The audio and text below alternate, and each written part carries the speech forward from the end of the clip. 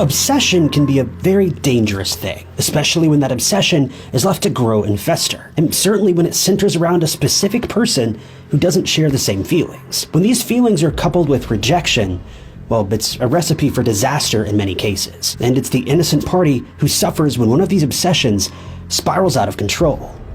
When we hear that someone has an obsession with another person, we usually think of it as creepy or disturbing.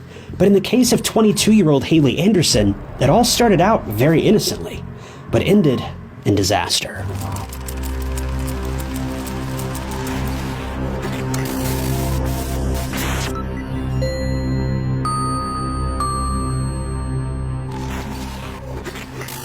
In 2018, Haley Anderson was a student at Binghamton University in New York.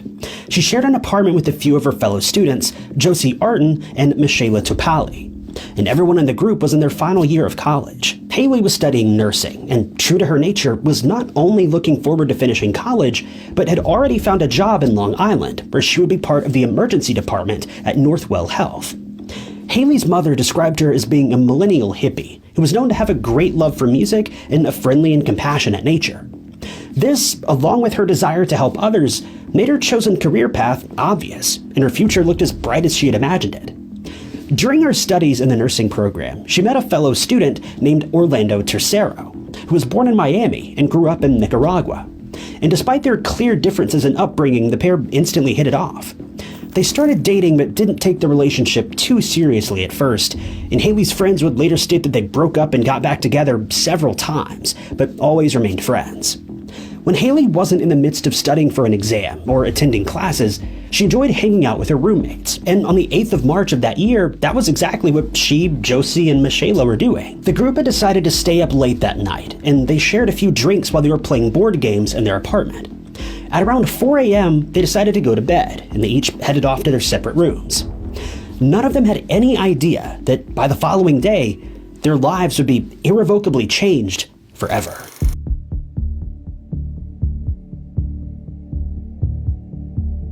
Josie made it to her room that night and fell fast asleep fairly quickly. She slept throughout the night without a care in the world, waking up the following morning and deciding to reach out to her roommates after having her morning coffee. She headed over to Haley's room, but immediately noticed that Haley wasn't in her bed, but this wasn't terribly unusual. In fact, most college students would attest to this. Josie decided to send Haley a text to see if she was still willing to attend a poetry reading that night, since Josie would be reading some of her work and she really wanted her friends to be there. But she got no reply. Calls to Haley's cell phone also went unanswered, and as the day went by, her friends started becoming more and more concerned, since Haley was always quick to respond. This was not like her at all. She was also usually very active on her social media accounts, but none of them had seen any activity since the previous day, and this was not a good sign. At the very least, Haley's friends felt that she would have at least notified her roommates about where she was, whether or not she was okay, and whether she'd be meeting them for the poetry reading later on. But they hadn't heard one single word. Her silence was completely out of character, and they started to think that something might be very wrong. Luckily, her roommates remembered that she was using an iPhone, and they could track it via the Find My Friends app. Thankfully, their efforts were successful, and they realized that her phone was on Oak Street, the same street that Orlando, her boyfriend, lived on. This is a perfectly reasonable explanation for why she'd suddenly just up and vanished. She'd spent the night out with her boyfriend and likely just lost track of time. But unbeknownst to Josie and Michaela, the situation was much worse. As it would turn out, the police had already been to Orlando's house earlier that day. His sister had contacted him to report that he'd sent her a very worrying text message earlier that morning, in which he stated that he'd done something bad that would disgrace their family. But he didn't elaborate on what was going on. Since then, he'd fallen completely silent, and she'd been unable to get a hold of him. When Orlando hadn't responded to any of his sister's calls or texts, she asked if the police could stop by his house to make sure that he was okay, as he'd also been acting very strangely. Investigators were happy to oblige and traveled to his house, but when they arrived, they got no answer at the door. The house seemed empty, and since nothing seemed to be out of place and there didn't seem to be any cause for alarm, they left without making contact with him, since they didn't have the immediate cause to enter the building. After all, it was very likely that Orlando just wanted to be left alone, and it's not their place to bother him. When Michaela and Josie arrived at the house later on, nothing had changed. The building seemed quiet as ever, almost as if nobody was home. Interestingly, Orlando's car was not parked in the driveway, but they knew that Haley's phone was inside the house, and so they decided to investigate further. They walked around outside the house and managed to find an open window. Michaela climbed through first, quickly followed by Josie, and they started searching through the house while making their way to the bedroom, assuming that's where Haley's phone would most likely be. As they combed through the house, they quickly confirmed that Orlando was not inside as expected.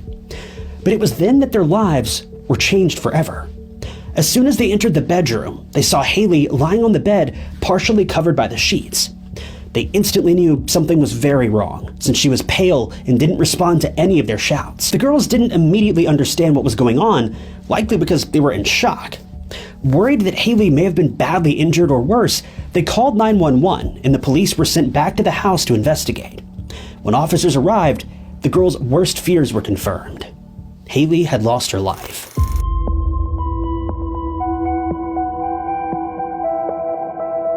It didn't take investigators more than a few minutes to determine that Haley had lost her life after her breathing had been restricted. A local pathologist would later add that someone had done this with their bare hands. The pathologist also noticed a few other strange marks on Haley's neck, but he believed these were caused by the necklace that she'd been wearing. Naturally, the first question on everyone's mind was, where's Orlando? No one had been able to contact him, and he clearly hadn't been home all day. Investigators questioned Haley's roommates and quickly learned of Haley and Orlando's on-again, off-again relationship, which they immediately suspected may have played a part in the crime. Josie and Michaela explained that the couple had never gotten too serious, and that Haley had finally decided to end their relationship for good as her graduation grew closer. She was more than willing to be patient with Orlando while the two were in school, but now that her life was moving on, her wants and needs changed, and Orlando just didn't fit the image of what she pictured her future would be like. But it would then come to light that there was another man in the picture, Haley's ex-boyfriend, Kevin Ocampo. Haley and Kevin had gotten back together in September of 2017 while she and Orlando were taking a break. Orlando found out about this while the three of them were attending a house party, and he didn't react well at all, as he was seen shouting at her at one point during the night. It seems that when they were on a break, Orlando assumed that just meant they'd be spending time apart, alone, but Haley believed that meant they could see other people. During that exchange, Orlando admitted that he was in love with Haley and he didn't approve of her dating anyone else. But Haley stood her ground and stated that she just wanted to be friends since she didn't share the same feelings that he did. When the party was over, Haley stayed over at Kevin's place, and this is when the first signs of trouble reared their head. When the couple woke up the next morning, Kevin walked outside and found that Haley's car tires had been slashed. Everyone was certain that Orlando was responsible, since he was clearly very jealous of their relationship. She contacted the police, who then interviewed Orlando, but he maintained his innocence. Haley also knew that since the damage done to her tires totaled more than $600, Orlando would be facing felony charges if he was found to have been responsible. Since she didn't want to ruin his future, she told him that she would hold off from pressing charges if he just agreed to pay for new tires, but there's no word on whether or not he ever agreed to this. As time passed by, it seems as though Kevin and Orlando eventually mended fences and came to terms with one another.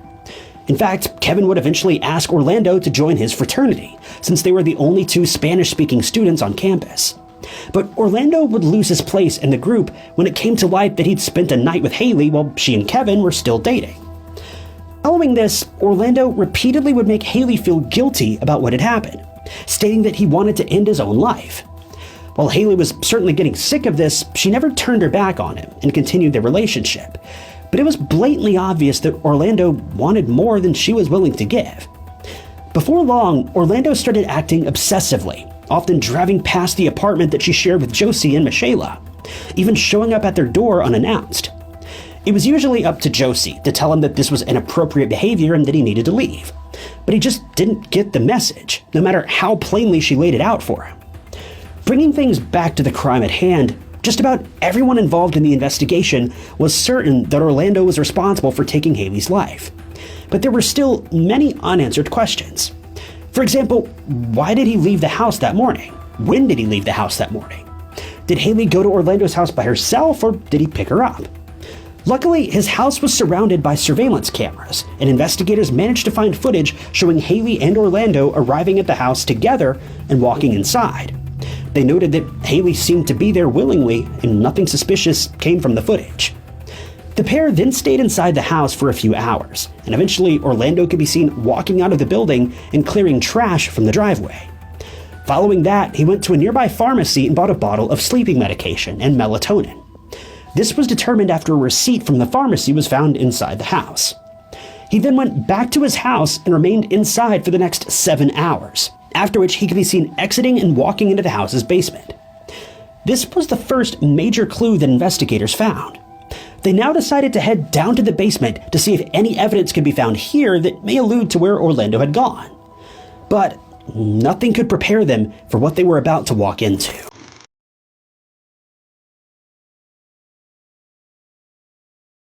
When the basement was searched, it became clear to detectives that Orlando attempted to end his own life while he was down there. They discovered a set of hooks that had been screwed into a doorway, along with a length of rope, though some sources state that it was in fact a tie, not a rope.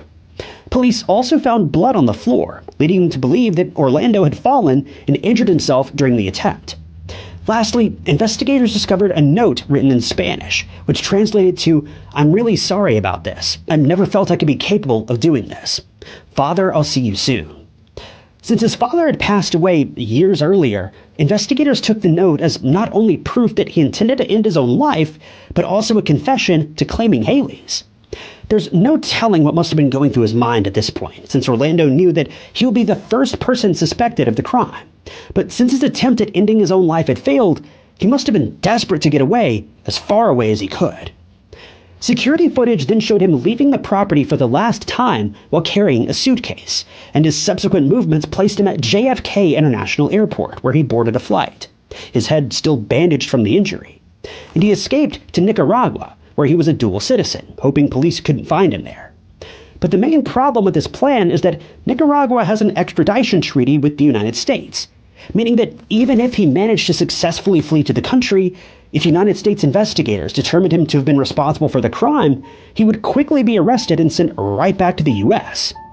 At least in theory. There have been instances where the Nicaraguan government has refused to extradite criminals back to the US, and the local district attorney believed that that may ring true in this case. District Attorney Stephen Cornwell stated that when he heard that Orlando had made it out of the country, he was certain he would never face justice for what he had done, since it would be up to the Nicaraguan authorities to decide whether he would be extradited back to the US or not. Since he had dual citizenship, the chances looked bleak. It would later come to light that Orlando's mother met him at the airport when his flight landed, and that they then drove for 3 hours north to her home. Here, he kept a low profile, since he must have known that he was being pursued by police back in New York. While all of this was unfolding, Haley's family was reeling from the news of her passing. And to make matters worse, they had no way of communicating with authorities in Nicaragua, leaving them uncertain as to what could be done to bring Orlando to justice.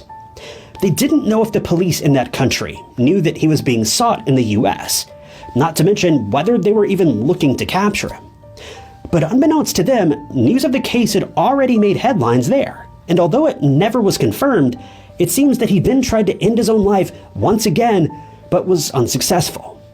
This is safely assumed because investigators learned that his mother drove him to the hospital 4 days after his arrival, where he received treatment for self-inflicted wounds, though it was never specified exactly what types of wounds he was treated for. Unfortunately for Orlando, this would be the decision that would finally be his undoing. After he arrived at the hospital, someone recognized him from the wanted images that had made their way across the country. Whoever the witness was, they contacted the authorities and reported him. Detectives found him at the hospital, where he was finally taken into custody.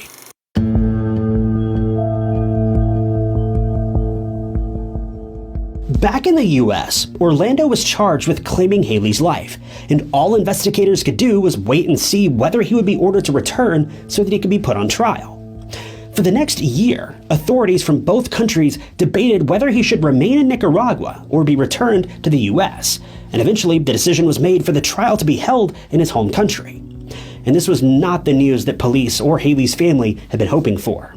And if you ask me, it's just a blatant miscarriage of justice. The crime didn't even take place in Nicaragua, so all of the evidence and details of the investigation would have to be handed down secondhand, and we all know how that goes.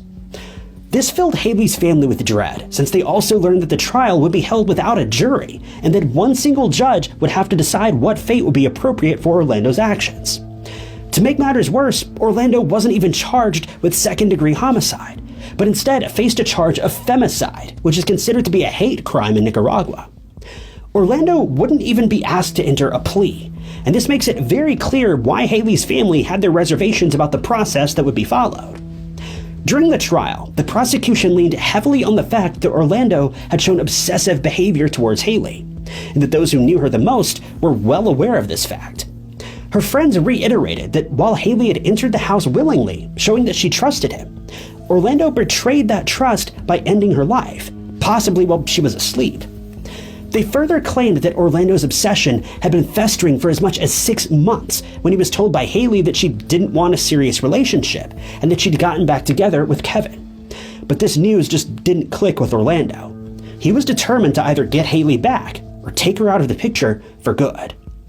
The theory that the court was operating under was that Orlando had brought up the idea of reigniting their relationship once more on the morning that Haley lost her life.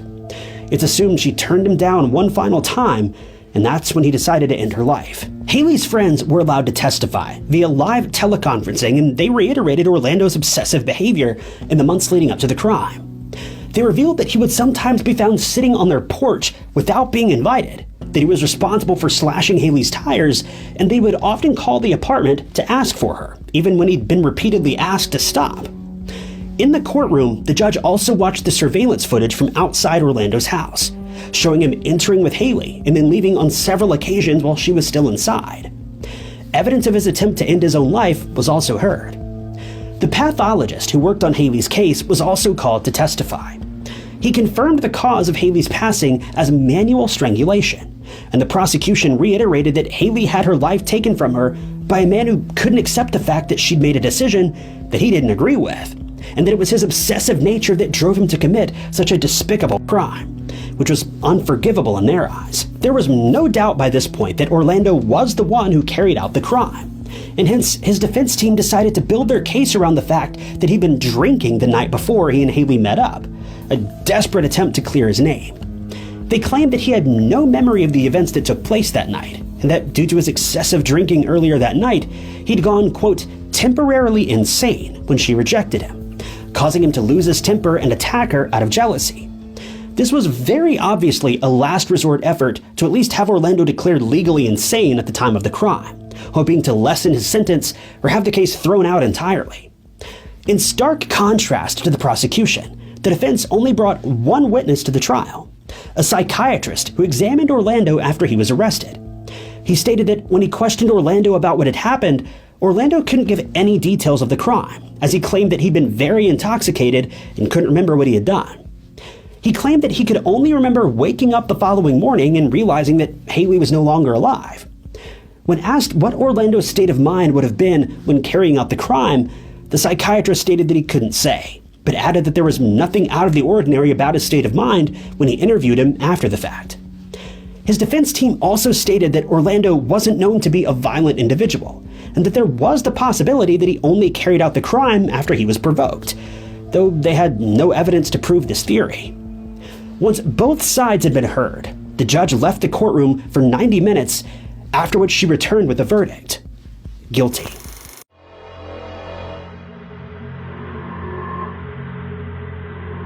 While delivering the verdict, the judge stated that Orlando was clearly incapable of accepting Haley's decision, and that she felt that Orlando wanted to punish Haley for rejecting him yet again. He was found guilty of the charge of femicide, and she found that the maximum sentence of 30 years behind bars was appropriate. During the sentencing, she stated that all women have the right to life, and that these types of crimes against them should be met with the harshest possible consequences. So Orlando was destined to be sent away for 30 years. The case was unprecedented, since Nicaragua and the US had never worked together in this manner before, with law enforcement agencies collaborating from across borders to bring justice to a woman whose incredibly promising life had been ended by a man who just couldn't take no for an answer. When all was said and done, Haley's family stated that they were satisfied with the outcome, since they were expecting the trial to end very differently, but they were satisfied that the judge had made the right decision. It's often the case in these kinds of trials that something akin to a show trial is put on, all for the sake of publicity. And criminals are allowed to walk free after the fact. But Orlando was now set to pay for his actions accordingly. But Orlando wouldn't accept this verdict either. This man genuinely could not accept anything that went against his own way of thinking. He decided to appeal his conviction, despite the insurmountable amount of evidence against him, and his defense team later decided they wanted a different psychiatrist to evaluate him. In the end, his appeals for a new psychiatric evaluation and for a reduced sentence were both rejected, and he was told that he would have to make peace with the 30-year sentence that had originally been handed down. With all this said, it's unlikely Orlando will ever return to the US, since he still has an outstanding warrant for his arrest, regardless of the fact that he would have already done his time overseas. This decision brought huge relief to Haley's family, who stated that they'd never seen any remorse from her killer, other than the regret that he showed at the fact that he'd been caught. The thing is, Haley had ambitions to make a difference in the lives of others, and this opportunity was taken from her by someone who only had their own best interest at heart. But her legacy has endured in the lives of those that she touched while she was still alive. Haley's mother, Karen, has stated that she's now on a mission to bring as much awareness as possible to crimes of femicide, and one of Haley's friends, Melanie Henney, is now a volunteer at an organization called RAIN, which deals with crimes that have been committed against women in the US, most often by the hands of the men in their lives. She stated that even if she saves just one woman from ending up in a situation like Haley's, she'll be satisfied. It's a sentiment that should be commonplace, but the sad reality is that many women suffer at the hands of jealous partners on a daily basis, and a large portion of them never make it out. They're subjected to fear, assault, manipulation, and in the worst cases, have their lives stolen from them by people who just don't understand that each of our decisions is our own to make, regardless of anyone else's viewpoints on the matter. Unfortunately, it's impossible to predict when obsession will turn into something even more sinister. But what we can do is ensure that the women in our lives, and men for that matter, have a solid support system provided by the ones they love, and that their fears and complaints are not only heard, but acted upon when necessary. Unfortunately, though, it's impossible to govern someone else's life, and the decisions they make at the end of the day remain their own.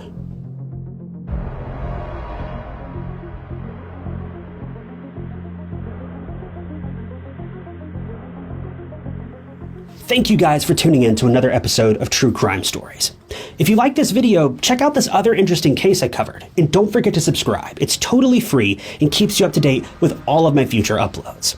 You can also click that join button below if you want to see new videos long before everyone else does and help support the channel. But my name is Ty Knotts, and I'll catch you guys in the next video.